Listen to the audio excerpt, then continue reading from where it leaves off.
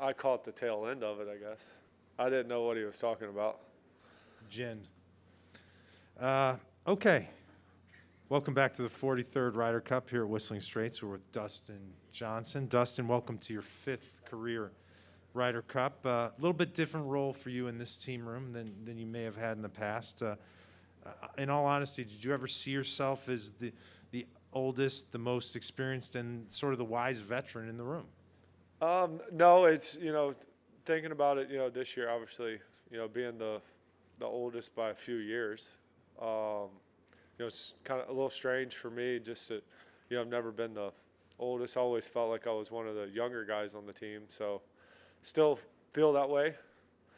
But obviously, yeah, I'm I guess the veteran on the team, really. And so, yeah, it's a role that I enjoy, but, obviously with the guys on the team, all of them are very good players, so don't really have to do much.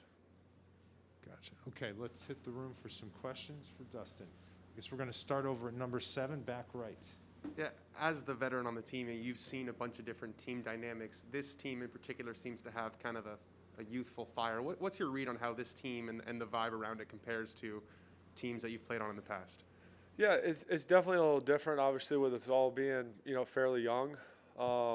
But, we're young, but also we still have a lot of experience, I feel like. And so the dynamic's been great. We all get along really well for the most part. And during a team event, everyone, we all get along, and we've had a great time so far. So, it's going to be a great week, and, I'm looking forward to it. I feel like we got a really strong team, and, it's going to be fun. We're going to have to play well, though, if we want to win. But, I feel like the captains and everybody's got to set up in the right way to be successful.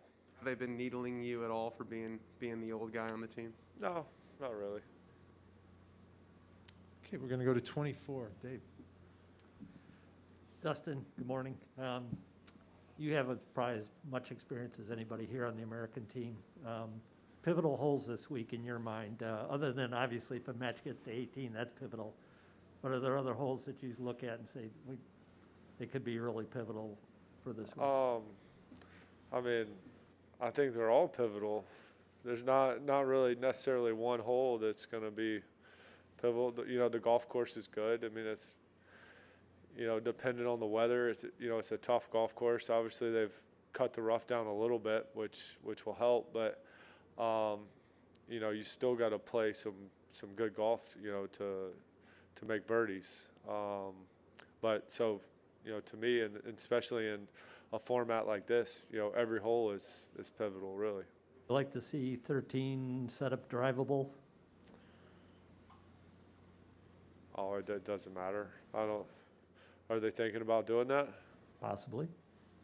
That's all right. Well, if they do, then yeah, it's definitely one hole where you'd have to think about it because there's, a lot of trouble around the green. So, whether going for it is any advantage or not. Obviously, in a four-ball match, possibly one guy could go for it, one guy lay up maybe, who knows. We're going to go back left, Chuck, number 22. Yeah, I wonder if you could please remember, what are your memories of the run-up to your first Ryder Cup? What you were like, what it was like, anything that stands out in memory? Yeah, mine was Wales. That was an interesting week. Obviously the weather didn't cooperate very well. It was, very wet and rainy and cold, but it still was a fun week. And, it was interesting for me too because I remember it was Thursday afternoon. I was on the range with Butch and, just hitting some balls, just kind of winding down and cracked my driver. And, of course, all the trucks had just left. So, yeah, that was fun. I remember, trying to, ended up waking up Keith, who was back in San Diego. I think it was like, whatever, 3 in the morning there. And he called the guys on the truck and somehow got me a couple heads, a couple hours later. But, so that was an interesting curveball that I got from my first Ryder Cup. But I still remember it was, it was so much fun. It was a great week. And obviously, the anticipation of the first match.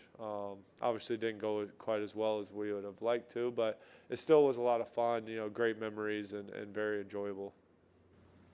Doug, 21.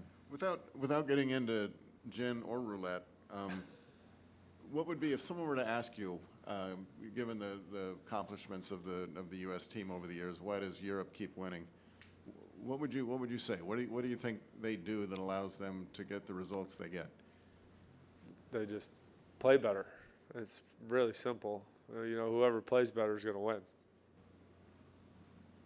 I mean, it's not rocket science. I think I'm done.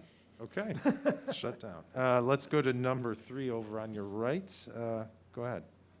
Yeah, Dustin, I imagine you know a lot of the U.S. team pretty well, but I was wondering if you've learned anything new about any of your teammates this week, or if there are any guys that you haven't spent much time with until now. No, most of the guys I've spent enough time with or been on teams with. I guess we got, Scotty's his first team event. But he's with the same management company, so I've played some golf with him and, known him, since he's got out here. So, but yeah, for the most part, I know all the guys fairly well. We play a lot together and, see each other on the road all the time.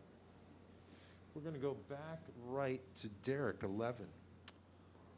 Dustin, the last few Ryder Cups you've played in, we've seen the courses tweaked to suit the home team to considerable effect. I just wonder, this venue not being a typical PGA Tour venue, whether that takes away some of that advantage, do you think?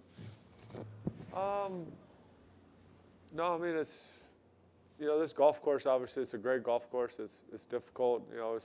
I've played 2 PGAs here, so I know the course pretty well. But yeah, it's not a golf course that necessarily suits one team or the other. But it's, I mean, it's a good test of golf, and I think it'll be a, exciting week, and, you're going to see some good golf around here. Going to, we'll get you, number 8. That's Bob. Dustin, just wondering, 2010, 2012 particularly were very close losses, kind of came down to the end. I'm just wondering if, do those compare in any way to any individual loss? Are those harder or easier to take than, maybe a major you contended in and didn't get, or a tournament that you thought you should have won? Yeah, for some reason I feel like the team, like the Ryder Cup, is different. Obviously, you're not just representing yourself; you're representing your country, your teammates, captains, friends, and family. So it means, the feelings are a little bit different, but I feel like it's, not that it hurts or stings more, but it's a different kind of feeling when you lose. I don't like it, that's for sure. It's definitely way more enjoyable when you win. We're going to go to Juan right here in the front, number 1. So talking about knowing each other in the team, Patrick was talking about this week being a different experience, that you get to know each other better, you get to talk about things that you normally don't talk. So how are you living that? Well, he saying about sitting with you and being able to know you better. Also. Yeah, obviously, this week we spent a lot of time just with the team, and especially this year, with COVID and all the other stuff, we do a lot of stuff where it's just the team, and so we do get to spend, extra time with guys and talking to them, so you get to know them a lot better than, just playing around the golf or seeing them at lunch or something. But yeah, so it's a nice week and it's a lot of fun, and I really enjoy it. Number 6, please. Yeah, why do you play so well here? What is it about the course here that suits you? And how are you able to take the positives out of your previous performances from here, from the PGAs? I don't know. I like the golf course. It's, like I said, I feel like it's tough. It's obviously all dependent on the conditions. If we get some wind and, the course firms up a little bit, this golf course plays really difficult. If the conditions stay fairly soft, then, we'll get to attack it a little bit more. But, you still got to hit quality golf shots and control your golf ball really well, because, you know, it seems like there's always a breeze blowing. You know, you got to hit all kinds of different shots, use kind of every club in your bag. So, you know, and every shot you're hitting, this golf course, it makes you think, it makes you really focus on what you're doing. So I enjoy that. And, you know, I've always liked, you know, tough golf courses. Come back here, do you have positive memories? Yeah, I do. Yeah, I've played well here. You know, the 2 times the major was here. So, yeah, I like this golf course. I enjoy playing it, and yeah, I'm looking forward to this week. All right, let's wrap her up here. Number 21. Doug. Excited that you do have a memory, by the way. Being the most veteran guy on the team and having played only 4 Ryder Cups, is that a good thing for the U.S.? The fact that you have 6 rookies and I think 9 guys have only played no more than 1, is that good? Yeah, I mean, I think so. I can't really say one way or the other. I mean, I don't.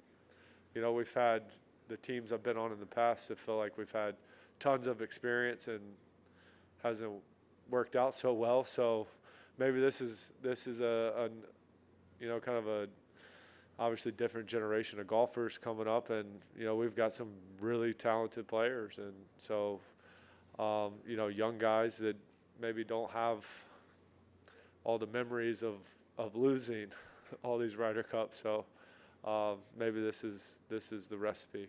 And then secondly, what do you see your role as this week? My role is to win as many matches as I can, or that I'm, you know, just worry about my match that I'm playing in, help the team in any way that I can or that they need, and you know, so that's what I'm going to do. Thank you. All right, sir. Thank you for the visit, and have a good stay.